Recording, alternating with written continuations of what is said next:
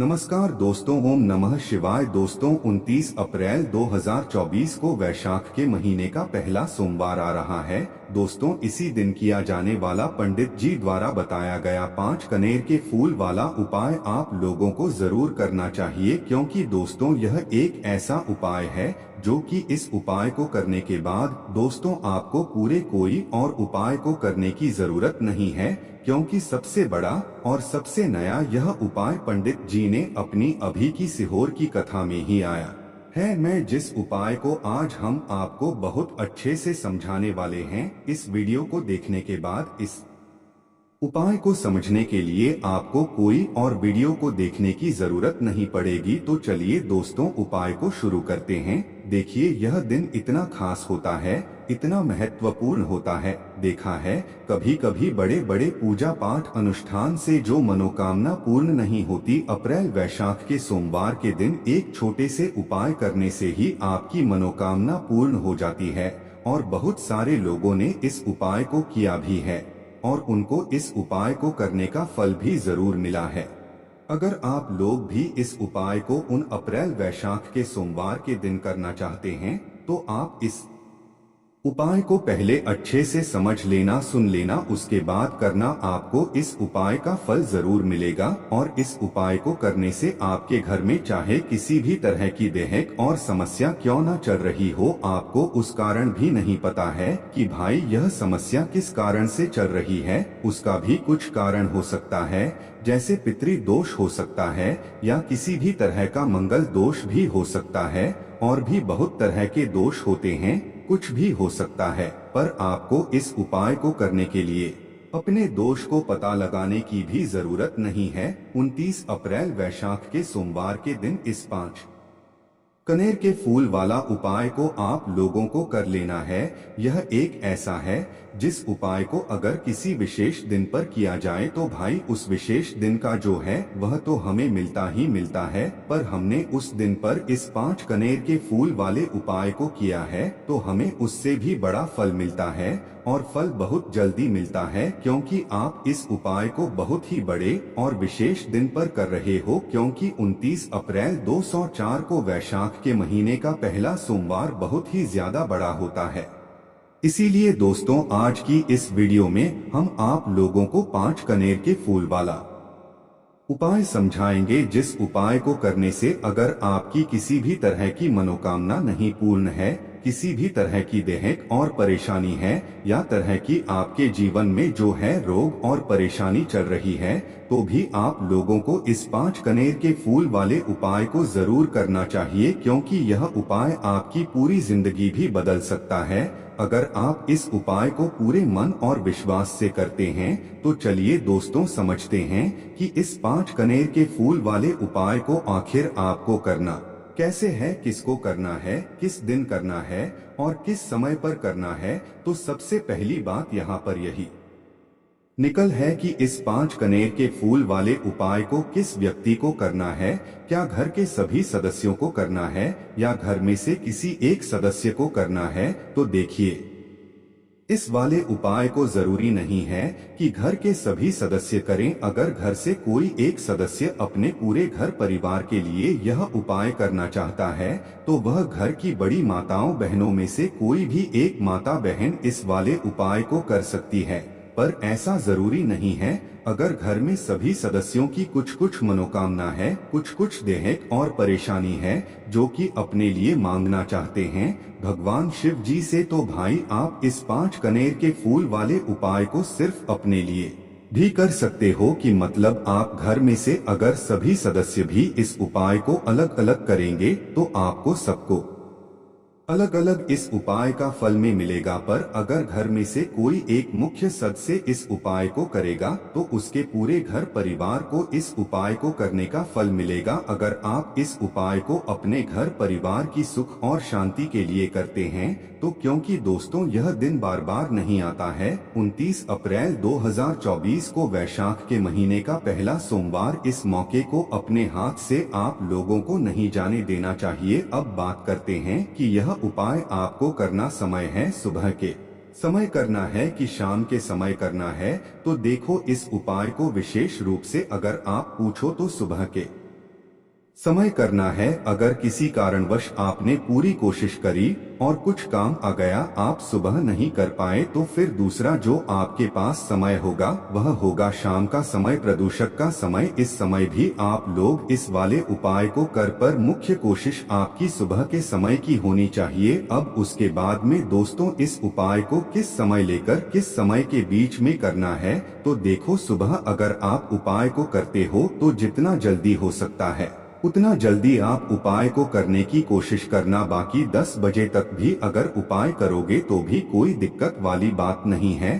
आपका उपाय काम जरूर करेगा। उसके बाद में दोस्तों, अगला जो शाम का समय होगा, इस शाम के समय में आप शाम की 6 बजे से लेकर 7 बजे के बीच में भी इस उपाय को कर सकते हो, और 7 बजे से लेकर 8 या 8:30 के बीच में भी इस वाले उपाय को कर सकते हो, पर 8 से पहले आप लोग इस वाले उपाय को कर लेना। उसके बाद में दोस्तों, यह जो 5 कनेर के फूल वाला उपाय होगा, यह होगा भगवान शिव जी के मंदिर में, मतलब आपके घर के आसपास जो भी शिव मंदिर हो, जहां पर शिवालय हो, शिवलिंग विराजित हो, आपको मात्र उस जगह पर जाकर इस 5 कनेर के फूल वाले उपाय को करना होगा। अब यह बात तो आप सभी समझ गए होंगे कि भाई आपको यह उपाय कहां पर करना है, किस समय करना है, किसको करना है। अब जो बात आती है वह यह आती है कि इस 5 कनेर के फूल वाले उपाय को हमें करना कैसे है। देखो, जो उपाय करेगा वही उपाय की पूरी तैयारी भी करेगा, इसीलिए 5 कनेर के फूल हैं। अब देखिए दोस्तों, आप लोग यह भी समझते होंगे कि कनेर के फूल भी तरह के आते हैं, तो यहाँ पर हम आपको बता दें कि इस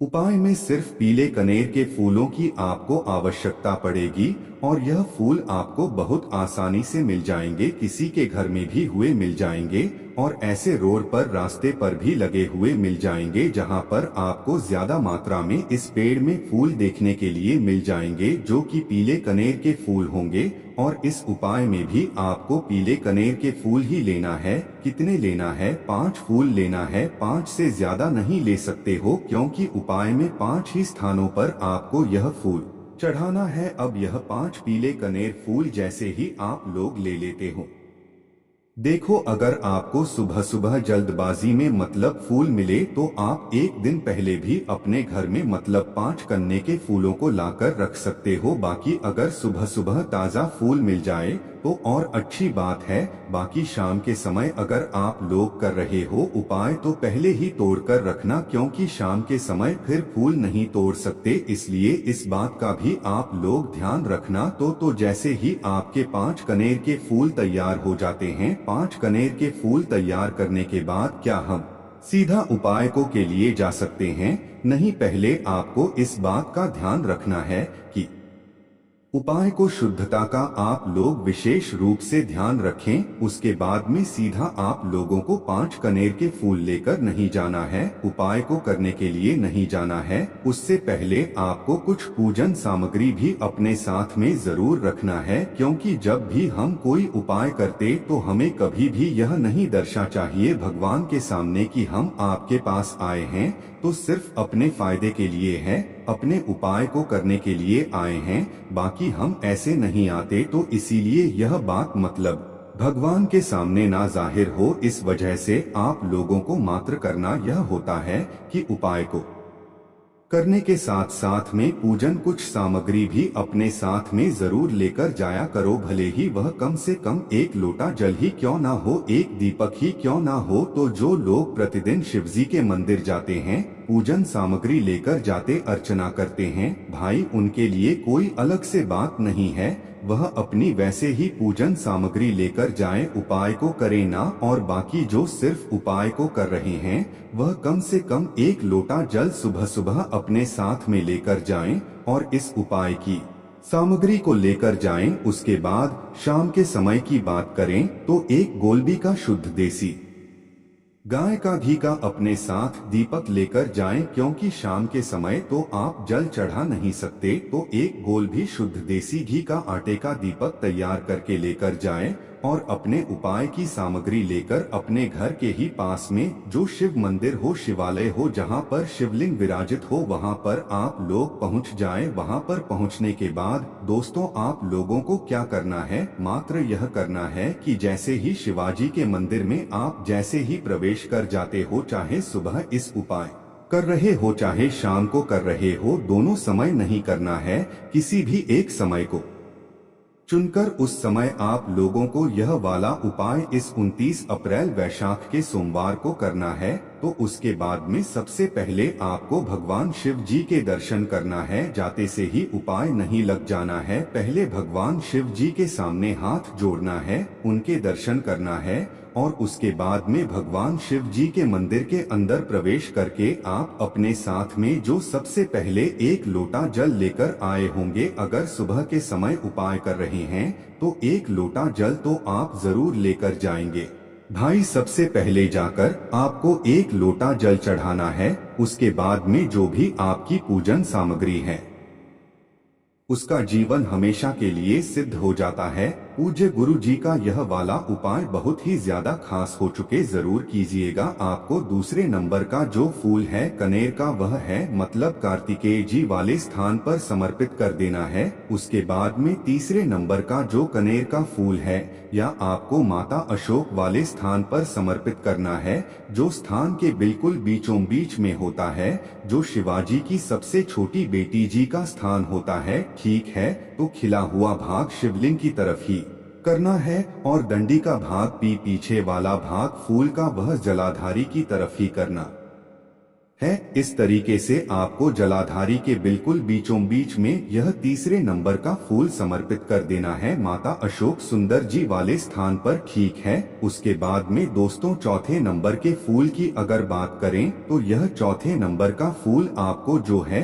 उस स्थान पर समर्पित करना है जहां पर शिवजी की 5 पेटी का स्थान होता है। मतलब शिवलिंग के ऊपर आपने एक जल पात्र टंगा हुआ देखोगा, जिससे बूंद बूंद कर शिवजी की शिवलिंग के ऊपर जल टपकता रहता है। ठीक है, जिस पात्र के अंदर शिव जी की 5 पेटियां का स्थान होता है, जिन पेटियां का नाम है जया, विष, हरा, शामली और देवी, इस नाम को आपको ध्यान रखना है या लिख कर रख लेना है, क्योंकि यह चौथे नंबर का जो फूल है इसको चढ़ाते समय आपको शिवाजी की 5 पेटियां का नाम स्मरण कर लेना है। कोशिश करना स्मरण कर लो, नहीं भी करोगे तो भी कोई दिक्कत वाली बात नहीं, हम आपको वापस से बता देते हैं। जया, विष, हरा, शामली, बारी, दौतरी और दहना, इन 5 पेटियां का नाम लेकर उस पात्र के अंदर यह चौथे नंबर का फूल आप लोग समर्पित कर देना है। ठीक है, अगर वह पात्र टंगा हो तो शिवाजी की 5 पेटी का नाम लेकर ही जो है मतलब यह जो फूल है चौथे नंबर के या जलाधारी के ऊपर ही समर्पित कर देना। माता जगदम्बा जी के हस्त का मतलब शिवलिंग के आसपास कहीं पर भी जलाधारी के ऊपर है ना, यह चौथे नंबर का फूल आप समर्पित कर देना। उसके बाद में 5वें और आखिरी नंबर का जो कनेर का फूल रहेगा यह आपको शिवलिंग के ऊपर समर्पित करना है। पर उससे पहले अगर आपके मतलब जिस मंदिर में उपायुक्त कर रहे हैं उस मंदिर में अगर त्रिशूल लगा हुआ है तो त्रिशूल का के मध्य भाग होगा, जिस मध्य भाग से 3 जो है वह मतलब निकले हुए होंगे त्रिशूल के। ठीक है, तो उस मध्य भाग पर अगर हो सके त्रिशूल अगर आपके मंदिर में है तो भाई उस मध्य भाग से इस 5वें नंबर के कनेल के फूल को छुआ लेना या स्पर्श करा लेना और इसे सीधा भगवान शिव जी के शिवलिंग के ऊपर अपनी मनोकामना को करते हुए चढ़ा देना। खिला हुआ भाग सामने की तरफ होगा मतलब जलाधारी होगा और डंडे वाला भाग शिवलिंग के पीछे की तरफ होगा। ठीक है, शिवलिंग मतलब फूल के पीछे वाला भाग शिवलिंग के पीछे की तरफ होगा। इस तरीके से आपको इस 5वें नंबर के फूल को शिवलिंग के पर चढ़ा देना है। अगर त्रिशूल नहीं है तो आप सीधा जो है इस फूल को मतलब भगवान शिवाज के शिवलिंग के ऊपर अपनी मनोकामना को करते हुए चढ़ा दो, भगवान से प्रार्थना करते हुए चढ़ा दो। ठीक है, मनोकामना ना विशेष बोल देना जिस मनोकामना के लिए आप है घर में नकारात्मकता। इसी के साथ हम जानेंगे दोस्तों क्या आपको कैलेंडर कहां पर नहीं लगाना है, क्या गलती आपको नहीं करनी है और साथ ही मैं आपको बताऊंगी कि अगर अगर आपके घर में वास्तु दोष है तो कैसे आप जान सकते हैं और क्या उपाय कर सकते हैं जिससे कि वास्तु दोष दूर हो और आपके जीवन से परेशानियां खत्म हो। तो पूरी जानकारी के लिए इस वीडियो को अंत तक जरूर देखिएगा। दोस्तों अब जानते हैं गुरुजी से कि वह क्या कहते हैं। दोस्तों हम सभी के घर में घड़ी का उपाय किया जाता है। घड़ी जो बीते समय और आने वाले समय के बारे में हमें सूचित करती है। अगर हमारे जीवन पर सबसे ज्यादा किसी का असर पड़ता है तो वह है समय। हर किसी समय एक जैसा नहीं होता। अच्छे और बुरे समय सभी के जीवन में आते रहते हैं। इस समय चक्र का चलना कायम ही रहता है। समय किसी के लिए नहीं रुकता। लेकिन अगर हम आपसे कहें कि आप अपने समय को अच्छा बनाने के लिए कुछ उपाय कर सकते हैं, जी हाँ, हम बात कर रही है घर में लगी घड़ी की जिसे हम रोज निहारते हैं, पर कभी यह नहीं सोचा होगा कि यह घड़ी हमारा समय बदलने में और अच्छा समय लाने में मदद कर सकती है। दोस्तों हम बार जीवन में छोटी छोटी चीजों को नजरअंदाज कर देते हैं, लेकिन वही कुछ चीजें हमारे भाग्य पर अच्छा बुरा असर डालती है। घड़ी की ही तरह घर में और भी कुछ चीजें हैं जो आपके वास्तु दोष का कारण बनती है और आपकी परेशानी की वजह बनती है।